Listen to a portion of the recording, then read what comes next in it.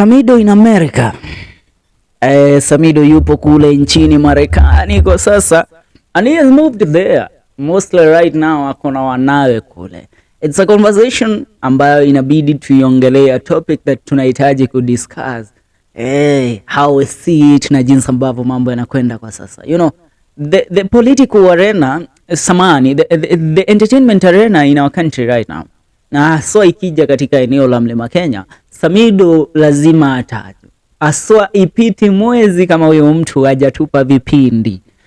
Nataka sasa tuangazie hiki kisa ambacho kimechipukia leo baada ya taarifa kuchipukia kwamba Samidoh yupo kule nchini Marekani. Karen Nyamo mwenyewe ndiye alituambia amekwenda kule Marekani kumuona mkewe wa kwanza ambaye walipata kutalikiana, alafu aweze kukweza kukaa na wanawe. Kumbuka mwezi wa Disemba ambao ulikuwa ni mwezi wa festive season, Samidoh alikuwa busy sana kazini, alikuwa booked mwezi wote mzima wa Disemba, na wakati ilifikia Januari akaarifu mashabiki ya kwamba mnajuaje, mimi nachukua muda mdogo, nataka kuchukua likizo kutokea kwa kazi ya kuperform hapa na pale, na pia kutokea kwa kazi yangu ya polisi, niweze kukaa chini na familia alafu nijipange ndipo nirejee nikiwa na nguvu mpya katika ulingo wa muziki. Ila kwa sasa leo picha zinasambaa zikimuonyesha Samidoh na wanawe. Picha hizi ni dhihirisho tosha kwamba usiwahi taka kuingilia vita ya watu wawili wanaopendana, so ikiwa watu wana mtoto ama wana watoto pamoja. Kumbuka Edday na Samidoh ni watu ambao wana watoto watatu pamoja. Wa kwanza binti yao Shalina, wa pili kijana yake Samidoh, na watatu bintio mdogo kabisa. Jambo ambalo kwa sasa ndio story inayopigwa upatu sana kwenye mitandao ya kijamii. Watu wakijaribu kujiuliza, je, kuna uwezekano wa Samidoh kuweza kurejeana na Edday Nderitu? Wacha nikuambie, na wacha mtaniruhusu kidogo niwaelezee na niweze kuwafafanulia aswa kuna uwezekano kiasi gani. Nitakupa tu mfano.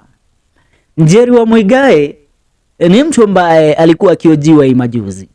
Wakati tulimsikiza, uliweza kusikia akipata kupeana mawaidha. Na Njeri alidai kwamba yeye miaka 5 alipogundua ya kwamba Mwigae wa Njoroge ana mke wa pili na ana mpango wa kando, alianza kunywa pombe, kulewa, akajitenga na Mwigae, akaanza kuchukia wanaume na akaanza kufanya vituko vyote muda huo wote wa miaka 5 kabisa, kabla sasa hakai chini ajifikirie na aone maisha yake yana umuhimu, na hata kama kwamba huyu mewe ana mke mwingine sieti ampendi. Njeri mwenyewe alikiri kwamba alichukia sana idea ya yeye kuwa katika uhusiano wa polygamy, yani uhusiano ambao mpo zaidi ya wanawake wawili na mume mmoja. Alichukia sana. Lakini baada ya miaka 5 ya kunywa pombe na kufanya mambo yake ya kipumbavu yote yale, ndipo aweze kujiondoa katika situation ambayo alikuwa akitamani kufa. Alifikia pointi na akaona huyu mwanaume alishaamua simbadilishi kabisa, ameshaazana huyu mwanamke, so nipende nisipende, hawa watoto wa huyu mwanamke watakuwa pati ya maisha ya huyu mwanaume. Iweje mimi ningekuwa mke wa pili, maisha yangu ningetaka kuwa baba watoto wangu hayupo katika maisha yangu? Hapana. So kile nitakachoamua, nitamrudia mume wangu, maana nina boma langu ambalo mume wangu amenijengea mimi. Sijui tunaelewana? Nina boma langu ambalo mume wangu amenijengea mimi. So nitakaa kwangu, nifanye kazi zangu, niwalee watoto. Mume akitaka kuja akuje, ni wangu na ni wa yule pia. Na akamkaribisha Stacy nyumbani. The same thing is happening with Edday na Karen Nyamo. Edday alipogundua kwamba Samidoh ana uhusiano nje ya ndoa, alianza sarakasi, vituko na mambo mengi hapo, akidhani atambadili huyu mwanaume ndipo aweze kuwa wake mwenyewe kama ilivyokuwa kitambo. Lakini baada ya jaribio zote hizi, Samidoh wanakosana, wanapigana na Karen, lakini mwisho wa siku wanarejeana. Sijui tunaelewana? Wanarejeana. So ndipo akagundua huyo mwanaume siwezi mbadilisha huyu. Kile naweza fanya, wacha tu nimkubali, acha aje katika maisha yangu. Nina watoto 3 na yeye. hamna mahali nitakwenda mwanamume anichukue na watoto 3 na baba yao watoto yupo hai na tena ni public figure. Haiwezekani. Acha kuwa hata public figure, huyu mwanamume ni polisi na tena ni mwanamuziki mpendwa sana katika eneo la Mlima Kenya.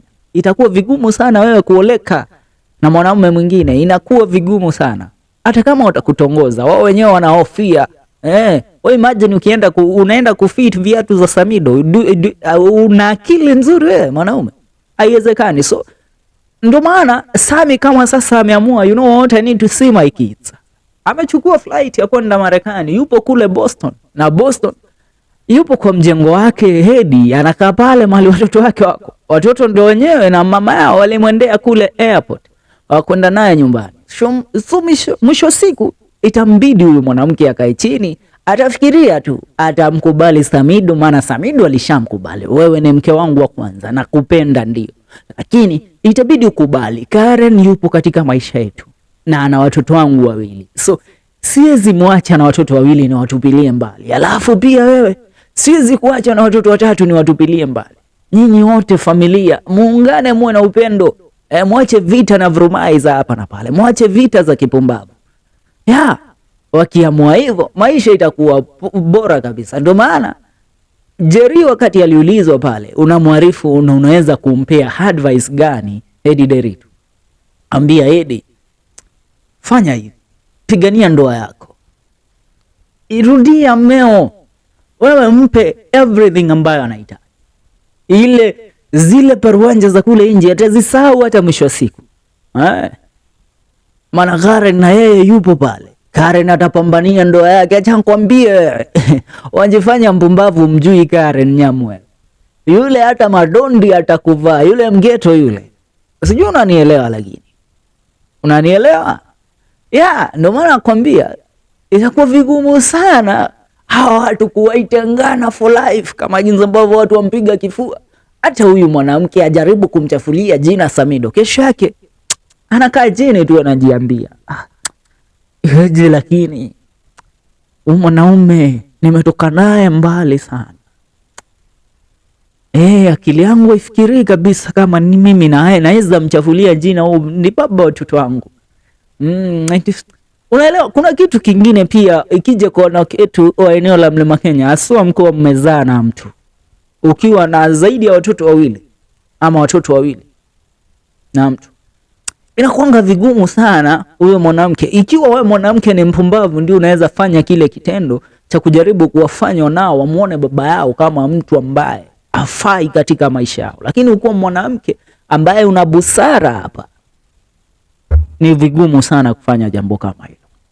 Now all said and done, itabidi tu wakubali. Na nataka tuangalie comments za Wakenya, aswa kile ambacho Wakenya wanapata kukisema kuhusiana na this relationship, na aswa Edday Nderitu kuweza kufika kule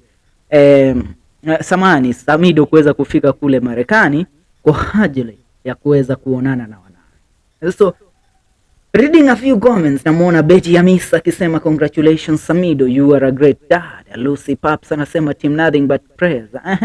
Naona hawa ni watu wanazungumza so kuhusiana na kile ambacho wanakiona. Samson K Patrick anasema maestro of our generation. Hapo sawa. Caroline Mwangi anasema haya. Saimo Selector Kimonda anasema ametokelezea. Namuona Joy James, wow, team nothing but prayers, we're happy. Namuona Agnes Moshoki akisema wedo wito ware virgin. Wanyedete ona nienga kwenda atiari nogi wago compare nawe. I love the song, it relates so good. Mna mambo nyie. So looking at Ray Njogu anasema I was waiting for this, I'm a happy soul now. Kijana Wangendo anasema that's a good move kiongozi. Ndivyo mambo yalivyo. Nakwambia watu wamefurahia sana, aswa kwa zile picha. Samidoh na wanawe wamekumbatiana kinoma. A great dad remains to be a great dad. A great father remains to be a great father. Mnajua Samidoh aswa kila wakati ambapo anapozungumza amekuwa kikiri mapenzi yake kwa wanawe. So there is nothing that is going to stop Samidoh from seeing its kids. Iwe mwanamke anataka, iwe hataki. yeye atasalia kuwa baba ya watoto. Now mambo ni kama hayo, mambo ni hayo. Mimi ni FK Mwenda na kukumbusha ni FM Show KE jeta sifa boy kana weda jeta FK Mwenda kana kada ya Kirenyaga. See you in the next video. Tuonane katika video zetu zingine. Usisahau kusubscribe, comment hapo kwenye comment section. Tuambie unafikiriaje kuhusiana na huku kurudiana kwa watu wawili. Is there a possibility? Kuna uwezekano yani? Tuambie.